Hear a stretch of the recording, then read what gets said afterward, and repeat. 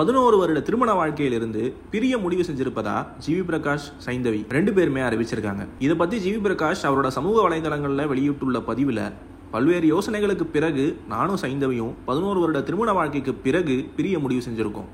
எங்களுடைய மன அமைதிக்காகவும் நன்மைக்காகவும் அதே நேரம் ஒருவர் மீது ஒருவர் வைத்திருக்கும் பரஸ்பர மரியாதை அப்படியே நீடிக்கும். மிகவும் தனிப்பட்ட இந்த மாற்றத்தின் போது எங்களுடைய பிரைவசியை மதித்து புரிந்து கொள்ளுமாறு ஊடகத்தினர், நண்பர்கள் மற்றும் ரசிகர்களை கேட்டுக்கொள்கிறோம். நாங்கள் தனித்தனியாக வளர்ந்து கொண்டிருப்பதை மனதில் கொண்டு இது எங்கள் இருவருக்கும் சிறந்த முடிவாக இருக்கும் என நம்புறோம். இந்த கடினமான காலகட்டத்தில் உங்களுடைய புரிதலும் ஆதரவும் எங்களுக்கு மிகவும் முக்கியம். நன்றி அப்படின்னு ஜிவி பிரகாஷ் தெரிவிச்சிருக்காரு. இதே போன்ற ஒரு அறிவிப்பை சைந்தவியும் அவங்களோட சமூக வலைதள பக்கங்கள்ல வெளியிட்டிருக்காங்க.